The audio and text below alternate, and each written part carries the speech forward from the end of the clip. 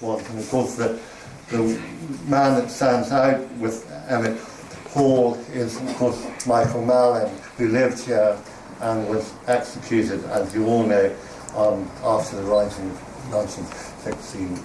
And his family lived here for a long time, I think until about 1924. I should just introduce Liam himself. I'm slightly embarrassed. I'm sure you probably all know him far better than I do, but I just wanted to run through. He's written many books. Can you hear me all right? I'm holding the microphone at some distance, but he's written many books and is, of course, the chairman of the Ledwidge Society. The complete poems of Francis Ledwidge, the best of Francis Ledwidge, Zosimus and the Beano, which is a history of the Dublin Play Centre. But I really think he's done great work with this book about Emmet Hall. I have a list of various things I can talk about, but I really think the experts should say more. But it is really interesting for me to understand what a historic building this is, how it's been influential in the organising of the Irish Citizen Army, and of course the IGW, Jim Larkin buying it in 1912, and from there we have many people set out to organise the Irish Transport and General Working, which of course now is, I think is now the SIPTU, exactly.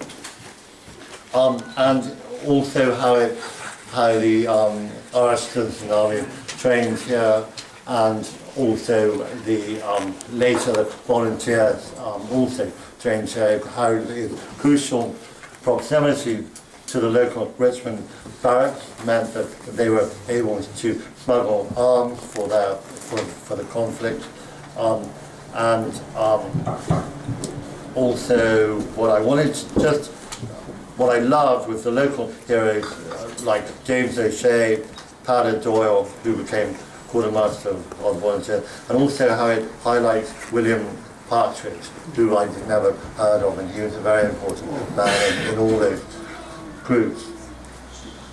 I think that I've probably covered it, because I'll let greater historians get into it, but I just want to thank Michael for asking me to be here, and I want to thank him so much for all the support that he's given the Emmet Dublin Society over the years, which was founded by Frank Colony, and we have an annual Emmet commemoration on the 20th of September outside St. Catherine's, and anybody who likes to come along is very, very welcome. So thank you very much, and great thanks to Liam O'Mara for a wonderful book. Thank you.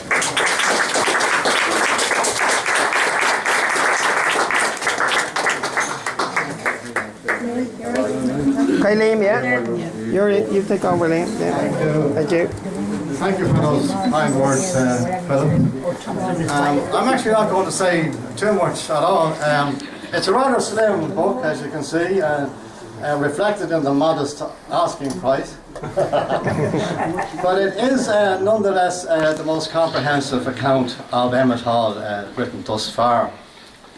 I want to say how great it is to be able to launch a book on the subject of Emmet Hall, actually in Emmet Hall, and in the upstairs in the apartments where Michael Mallon and his family once lived, and launched by a man bearing the name of Emmet, nearest descendant of Robert Emmet. What drove me to write this book in the first place was that all the focus this year in 1913 is centred in O'Connell Street, formerly Sackville Street, and of course the truth is that it stretched to North County Dublin, to Rush and Balbriggan and Swords, and Finglas, where a boy was shot, and here of course in Inchicore. people tend to forget that when the trams had their windows smashed, they returned here to the depot at Spa Road. The men there refused to repair them. William Martin Murphy closed the premises. He brought in scab labourers. This, of course, led to demonstrations outside. One man went a bit over the top and was arrested.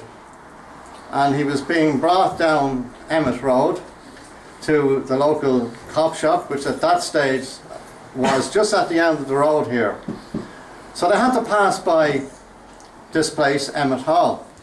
And as fate would have it, there was a meeting in progress, and about 200 men spilled out onto the street and saw this man being manhandled by 2 police constables. So of course they set upon him and gave him a good hiding, both of them. One man in particular spent 3 months in the hospital, and the other fled for safety into Richmond Barracks. Eventually the military were called out, and law and order was restored. This hall then was raided by the DMP, and causing many people in here to go scampering out the back entrance, and a few people were injured, including William Partridge.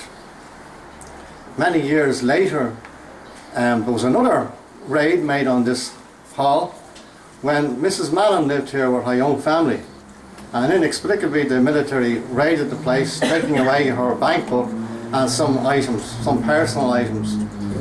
She got the bank book back, but not the personal items.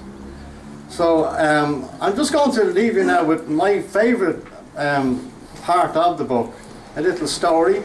Philip alluded to the fact that this hall is in close proximity to what was once Richmond Barracks.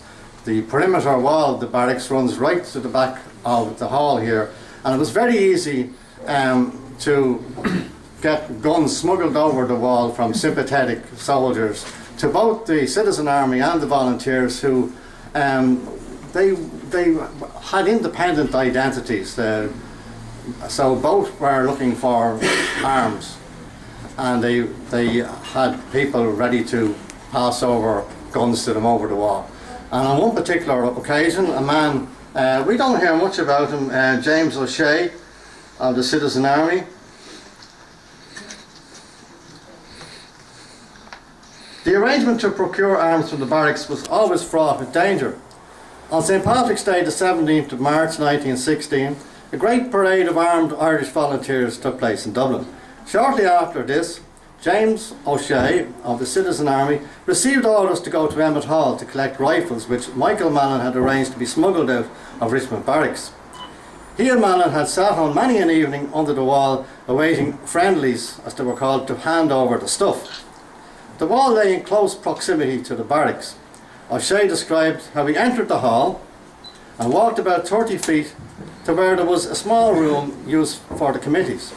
Immediately to the right was the entrance to a yard, and opposite this door at the far end of the yard was the entrance to the kitchen of the Mallon family.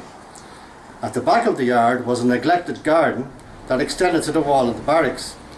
O'Shea waited in the small room for about 10 minutes. It was 9 p.m. and very dark with just a fire lighting. Seamus Mallon, a lad of about 8 or 9, came in and informed him that his daddy had gone up the path to the garden and that he was to wait. This seemed like good news to O'Shea, as it suggested that Mallon was in the process of acquiring the rifles. As time elapsed, however, it was evident that something had gone wrong. O'Shea was reluctant to move from where he was, as Mallon's instructions were always exact. He then heard a groan and reached for something for protection.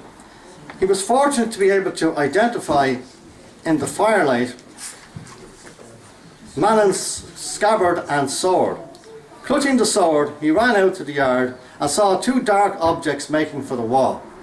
He gave chase, but tripped over something on the ground. It was Michael Mallon, and he was in a bad way. He was unconscious, having been hit on the head with a bar. When he was able, Mallon told O'Shea it was a machine gun he was after, but that he'd been the victim of an official attack worked from high command in barracks. O'Shea was in no doubt that the attack was intended as a way of putting him, Mallon, out for good. Shortly after the attack, Mallon, a former British soldier himself, had been approached by the military, brought before a judge and offered a commission in the British Army. He had refused, and that's why the attack was set up. That's just one small extract from the book, and we're now going to invite another speaker, I believe, Michael? Yes, yeah. Okay, I'll take